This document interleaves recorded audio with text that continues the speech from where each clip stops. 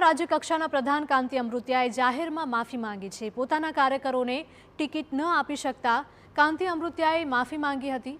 મોરબી કોર્પોરેશનના ward number 8ની જાહેર સભામાં કાંતિ અમૃતિયાએ કાર્યકરોની નારાજગી દૂર કરવાનો પ્રયાસ કર્યો। પોતે પોતાના કાર્યકરોને ટિકિટ કેમ ન આપી શક્યા તે અંગે ખુલાસો કર્યો।